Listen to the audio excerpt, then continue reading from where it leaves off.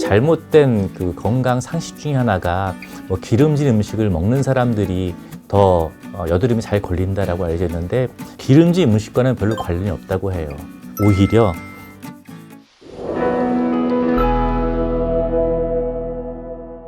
안녕하세요. 세균으로 세상을 설명하는 조용근연구소 김석진 소장입니다.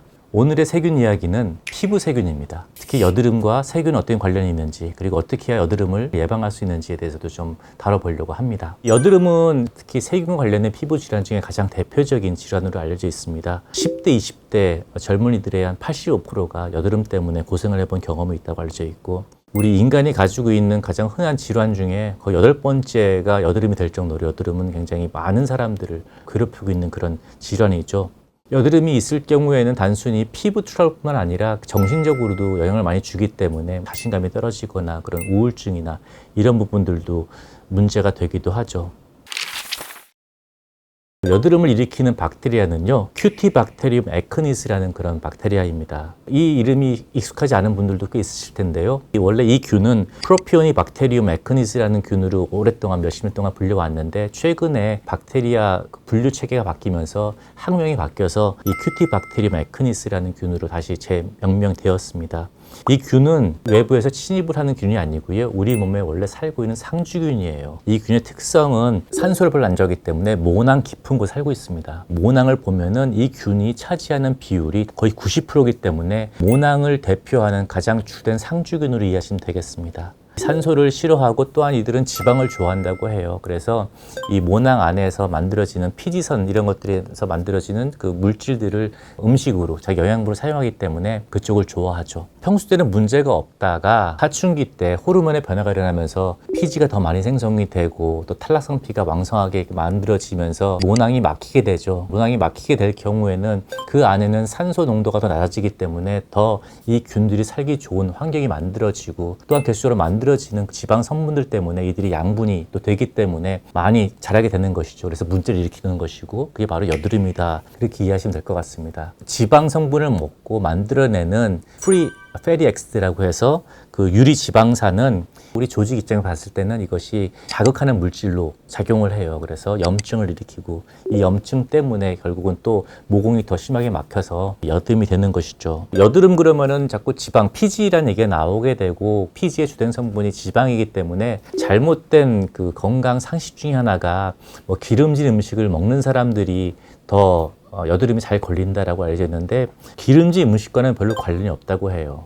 오히려 정제당, 가공된 탄수화물이 오히려 여드름을 일으키는 원인이라고 알려져 있습니다. 그래서 여드름이 있는 분들 같은 경우에는 삼겹살을 피하는 것보다 정제당, 가공식품을 피하는 것이 훨씬 더 도움이 된다는 것을 한번 말씀드리고요. 또한 약물도 관련돼 있다고 알려져 있죠. 여드름을 일으키는 약물 중에 하나가 우리가 잘 알고 있는 피임약, 그것을 여드름을 일으키는 원인이 된다고 알려져 있고, 스테로이드 약을 복용할 경우에도 여드름이 또 생긴다고 알려져 있어요. 그런 호르몬의 불균형 때문에 이 여드름이 발생한다는 것도 알려져 있고요. 그리고 또한 잘 아시다시피 스트레스는 만병의 근원이지 않습니까? 여드름을 일으키는 원인 중에 하나라고 알려져 있습니다.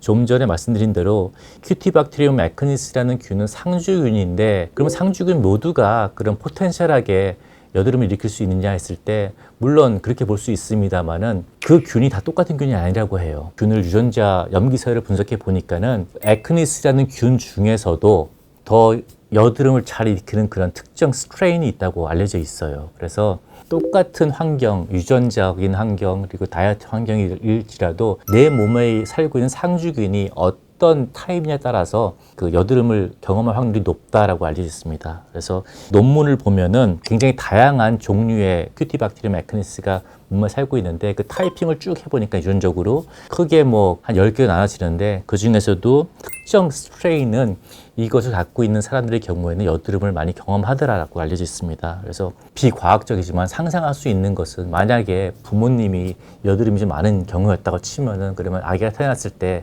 피부가 아주 좋은 사람의 상주균을 아기한테 주게 된다면은 그 아기는 자라면서 여드름을 경험할 확률이 적어지지 않을 거라는 그런 흥미로운 상상도 해보게 되는데요.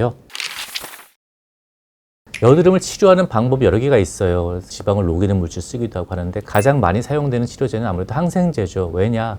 C. 에큰이라는 그런 균이 일으키는 박테리아성 감염 질환이기 때문에 항생제가 주로 사용되고 있습니다. 특히 그 중에서도 테트라사이클린 계열의 항생제가 주로 사용되는데요.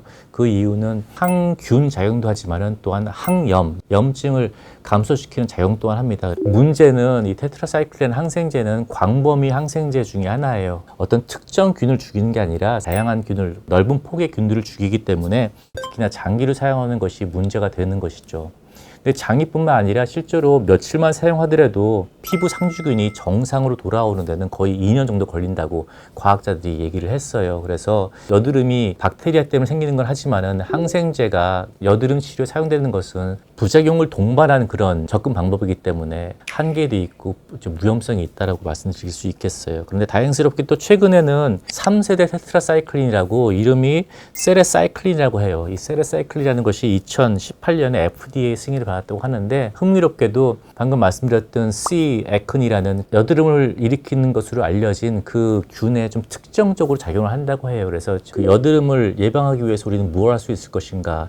일단 gut skin connection이라는 그런 표현이 있어요. 그러니까 장 환경이 스킨과 관련되어 있다는 것인데 이거는 이론이기도 하지만 상당한 그 어떤 연구 자료를 통해 가지고 검증된 부분이에요. 장 건강과 피부 건강이 연결되다는 것인데 되게 말이 되는 것은 장도 피부이기 때문에 그래요.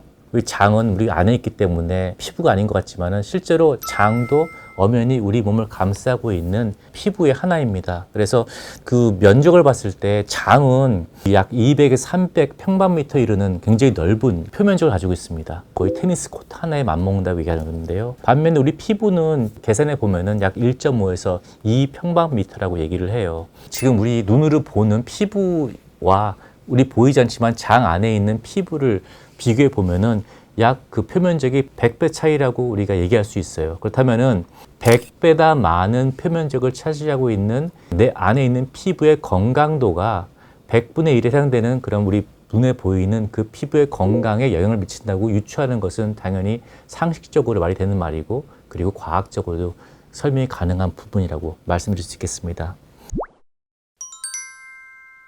현재 여드름의 예방과 치료를 위해서 많은 과학자들이 다양한 연구를 한다고 보고가 되고 있는데 그 중에서 하나가 트랜스플란테이션이라고 해가지고 여드름을 일으킬 확률이 적은 균을 이식해가지고 사용하는 그런 연구들이 진행되고 있다고 알려져 있고요. 또한 그 균 자체가 이식이 또 쉽지 않은 거기 때문에 어떤 과학자들은 프로바이오틱스를 사용해서 예를 들어 가지고 상상할 수 있겠죠. 요거트를 가지고 우리가 뭐 세수 세안을 한다 이런 거 했을 때 요거트가 가지고 있는 좋은 물질 때문에 우리 피부에 도움을 줄 수 있겠지만 실제로 거기에 있는 유산균들도 작용하기 때문에 하고 있고 뭐 클레오파트라가 우유로 목욕했다고 그러지 않습니까? 근데 그 당시에는 냉장고가 없었기 때문에 우유로 그 목욕했다기보다는 오히려 발효를 통한 유산균의 어떤 요거트에 목욕했다고 보는 게 맞다고 봅니다. 그래서 좋은 균, 유산균을 통해서 피부 건강을 뭐 도모하려고 했던 노력들은 이 과학자들이 밝히기 전부터 옛날부터 행해왔던 관습적인 부분이라고 이해할 수 있을 것 같아요.